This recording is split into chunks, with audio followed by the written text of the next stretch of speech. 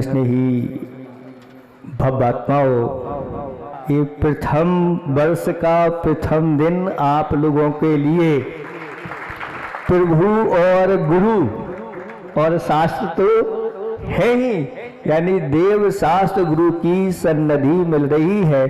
आप सभी पुण्यात्मा हैं, भाग्यशाली हैं, क्योंकि प्रथम दिन जिनका ऐसा भक्ति पूजा आराधना और दान के साथ निकलता है उनका पूरा वर्ष मंगलमय निकलता है। कहा है अच्छी संगति चंदन जैसी, बुरी क्योले जैसी। अच्छी संगति कैसी होती है? चंदन जैसी होती है। जैसे चंदन अपने हाथ में रहता है तो खुशबू देता है, और अगर चंदन अपने हाथ से अगर वह अलग भी रख दो तो हाथ तो आपका महकता रहता है। ऐसे ही साधु होते हैं जो चंदन जैसे होते हैं। जब आपके निकट रहते हैं तो आपका जीवन तो पुण्य से भरता ही है, लेकिन आपके जीवन में कुछ ऐसे संस्कार देके यहाँ से चले भी जाते हैं तो भी आप निरंतर उस पुण्य का संचय करते रहते हैं और अपने पापों को धोने देते हैं। एक छोटी सी कथा सुना करके फिर हम समाप्त कर देंगे, क्योंकि कथाएं लोगों को याद रहती हैं, बाकी सब इसलिए आचार्य भगवंत कहते एक छोटी सी कथा जरूर सुनाया करे। एक सेठ जी थे और उनका जो पुत्र था, बहुत पुरानी बात है, वह बुरी संगति में पड़ गया और बुरी संगति में पड़ करके बचपन से ही उसने पढ़ा लिखा नहीं। फिर क्या किया? तो खेला और कूदा।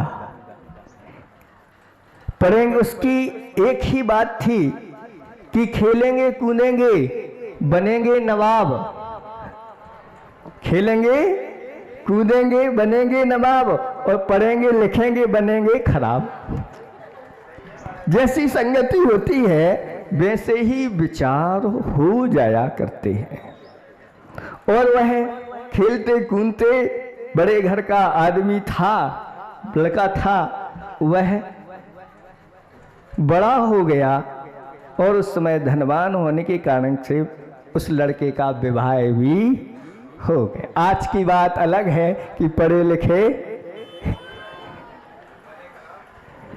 लिखे घूम रहे हैं, उनका कोई ठिकाना नहीं, लेकिन उस समय बिना पढ़े लिखे लोगों का भी विवाह आदि हो जाता था। विवाह होने के बाद एक दिन उनके जो पिताजी थे अंतिम श्वासें गिन रहे, बेटे को बुलाया और बेटे से कहा कि बेटे, तुमने पूरा जीवन ऐसे ही विसंगतियों में गंवा दिया, कुछ सीखा नहीं। अब मैं जाने वाला हूँ और तुम्हारे लिए कुछ चीज़ें देके जा रहा हूँ।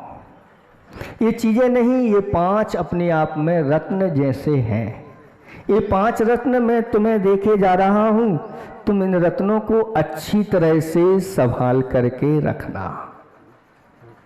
और पिताजी ने क्रम से एक एक बात कहना प्रारंभ कर दी। पहला रत्न उन्होंने अपने बचनों के माध्यम से दिया कि हाथी बांधना। क्या कहा? बेटे, अपने जीवन में हाथी बांधना, ये पहला रत्न है। दूसरा रत्न है मीठा खाना, हमेशा कैसा खाना? मीठा खाना। तीसरा रत्न है छाया में आना और छाया में जाना। चौथा है कि दे करके मांगना नहीं, और चौथा है बांध करके छोड़ना नहीं। बेटा जानता नहीं था ये सब चीज़ें क्या हैं। पिताजी से कहा, पिताजी इसका अर्थ क्या है? इतने में पिताजी चले गए और इसका कोई खुलासा हुआ नहीं। अब ये राज का राज रह गया लेकिन पिताजी ने जो कहा है उससे तो मुझे अब साक्षर पालन करना है। और वह पिताजी की दी हुई इन 5 बातों को वह पालन करने में लग गया और एक हाथी खरीद लिया। और हाथी जब खरीदा तो उसके लिए, उसकी सेवा के लिए भी 2-4 लोग उनको भी रख दिए। और हाथी को फिर खिलाने की बात तो आप जानते ही हैं। इसलिए हमारे बुजुर्ग लोग कहते थे, सयाने लोग, बेटा मुफ्त में भी हाथी मिले तो बांधना नहीं, नहीं तो सब घर भर का जो है ना सब खा जाएगा, फिर भी उसका पेट नहीं भरे। इसलिए आजकल के लोग समझदार हो गए हैं और वह असली हाथी नहीं ला करके खर्चा बचा लेते हैं। लेकिन फिर भी ये हाथी आदि होते हैं ये मांगलिक माने गए।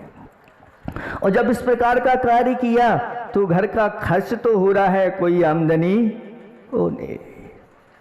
फिर दूसरी बात ये कही थी कि मीठा खाना। पिताजी ने मीठा खाने के लिए अब तो प्रतिदिन पकवान बनना प्रारंभ हो गए और मीठा खाना चालू कर दिया। तीसरी, छाया में आना और छाया में जाना। तब एक पिताजी की दुकान थी और घर था, तो क्या किया जाए, वहां तक छाया करवा दी गई। ऊपर से एक इधर से लेकर के, जैसे आप लोग कोई कार्यक्रम करते तो चांदनी आदि करवा देते हैं, तो ऐसे तो दुकान पर जाता और घर तक आता, तो छाया में आना और छाया में जाना। फिर चौथी बात, जब दुकान खोलता था तो दे करके मांगना नहीं, तो जिनको उधार दे देता था वह अब मांगना है नहीं। और फिर एक और रह गया था कि बांध करके छोड़ना नहीं।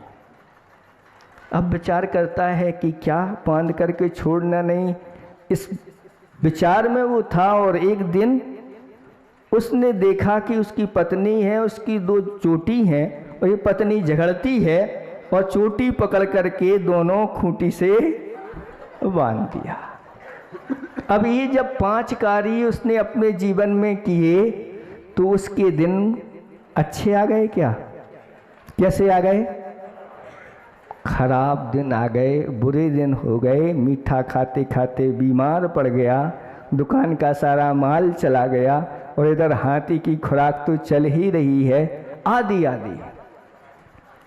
अब विचार करता है कि पिताजी ने जो 5 रत्न दिए थे मैं इनका साक्षर पालन कर रहा हूँ, लेकिन हमारे जीवन अच्छा नहीं बन रहा है, क्या करें। तो उनके जो चाचा जी थे या पिताजी के जो मित्र थे वो वहाँ से निकले और पूछ लिया, बेटा क्यों, सब अच्छा तो चल रहा है? तो कहते हैं, चाचा जी क्या अच्छा चल रहा है, पिताजी ये 5 रत्न देकर के गए थे, उनका मैं पालन कर रहा हूँ, आज स्थिति बहुत खराब चल रही है। तो पूछा, वो 5 रत्न? हाँ वो वाचन, उनकी तो हमारे उनसे जब भी होती थी वह कथा सुनाते थे। और ये रत्न के बारे में बताओ तुमने क्या किया? तो पिताजी ने कहा था हाथी बांधना, तो हाथी बांध लिया। नहीं, हाथी बांधने का अर्थ ये नहीं होता।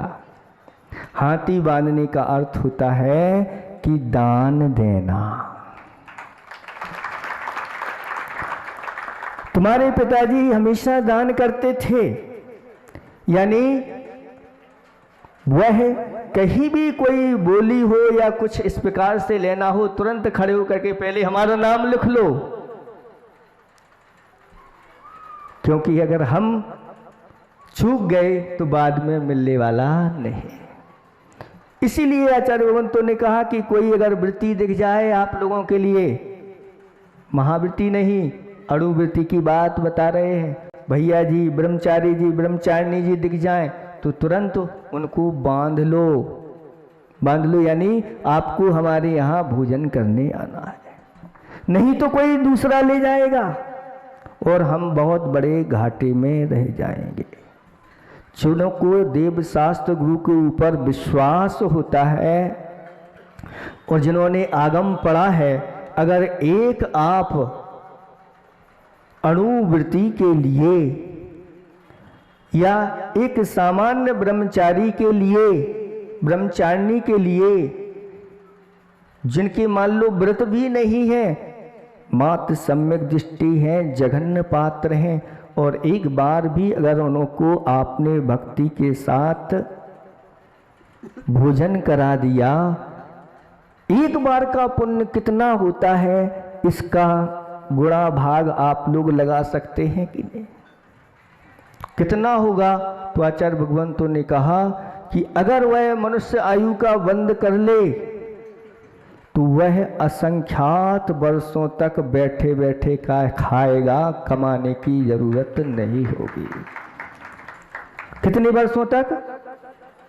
कमाने की कोई बात नहीं होगी। और 10 प्रकार के कल्प वृक्षों के माध्यम से उसको जो चाहिए हो, जब चाहो, जितना चाहो, जो चाहो, जहाँ चाहो, सब मिलता रहता है। शास्त्रों में वर्णन है कि जघन्य पात्र के लिए जो जान देता है, अगर मिथ्या दृष्टि है मान लो और आयु बंद कर लिया है, या पूर्व में मनुष्य आयु का बंद कर लिया है, जघन्य भोग भूमि में जा कर के उत्पन्न होता है, वहाँ की असंख्यात वर्ष की आयु होती है। फिर अगर वह आगे जाकर के और अणुवृत्ति आदि के लिए आहार दान करता है, तो कहा गया है वह उससे भी असंख्यात गुना पुण्य का संचय करता है मध्यम भोगभूमि में जाके। और उत्तम पात्रों को दिया है तो उत्तम भोगभूमि उससे भी असंख्यात गुना पुण्य का संचय करता है। ये तो होगी बात आपके अगर अंदर सम्यक दर्शन नहीं है, और सम्यक के साथ अगर ये करते हैं तो मात्र एक स्वर्ग की आयु का ही बंद होता है, और स्वर्गों में जाकर असंख्यात वर्षों तक, सागरों पर्यंत वहाँ सुख प्राप्त होते हैं। इसलिए हाथी बांधने का अर्थ है कि जहाँ ये मौका मिले, अवसर मिले, इस अवसर को छोड़ना नहीं। जल्दी से भैया मेरा भी एक नाम लिख लो और हो गया काम। अच्छा ये बात थी, हाँ ये बात थी, पिताजी बता के गए थे। आज नए वर्ष में हम भी आपको बता रहे हैं, आप लोग भी इस रत्न को अपने पास रख लेना। दूसरे नंबर पर उन्होंने कहा था मीठा खाना। तो मीठे खाने का अर्थ क्या होता है? आपने क्या किया? पकवान बना बना करके खा रहे हैं, अब खाने की इच्छा नहीं होती, पेट खराब चल रहा है। तो मीठे खाने का अर्थ ये नहीं होता है। फिर क्या होता है? मीठे खाने का अर्थ है कि अभक्ष का भक्षण अपने जीवन में नहीं करना। यानी भक्ष्य जो है, खाने योग्य शास्त्रों में जो वस्तु कही है वही खाना, और रात में कभी नहीं खाना। इसी का नाम है मीठा खाना। क्योंकि रात में जो खा रहे हैं, और अगर मीठा भी खा रहे हैं तो समझ लेना वह मीठा नहीं, बहुत बड़ा जहर है। क्योंकि रात में खाने वालों के लिए शास्त्रों में वर्णन आया है कि मर करके उल्लू, कौआ, गिद्ध, सूकर, सर्प, गौए आदि आदि बिलाव, अनेक प्रकार के ऐसे रात्रि में आचरण करने वाले ऐसी पर्यायें उनको मिलती हैं। आपने पूर्व भाव में रात्रि में भोजन नहीं खाया, उसके कारण से आपको उच्च कुल मिल गया है। शास्त्रों में लिखा हुआ है कि उनके लिए रात में खाने वालों के लिए निंद कुल मिलता है, उच्च कुल नहीं मिलता। इसलिए रात में अगर मीठा भी खा रहे हो तो भी वह कड़वा है, जहर है, क्योंकि महापाप का बंद कराने वाला है। इसलिए मीठा खाना का अर्थ ये है। फिर तीसरे नंबर पर छाया में आना और छाया में जाना। इसका अर्थ क्या किया तुमने? हम तो छाया में आते हैं और छाया में जाते हैं। नहीं, इसका अर्थ है कि सच्चे देव शास्त्र गुरु की छाया में आना और सच्चे देव शास्त्र गुरु की छाया में जाना, यानी इनके ऊपर जो श्रद्धा रखता है दुनिया में कहीं भी चला जाता है उसको छाया ही मिलती है, सुख ही मिलता है।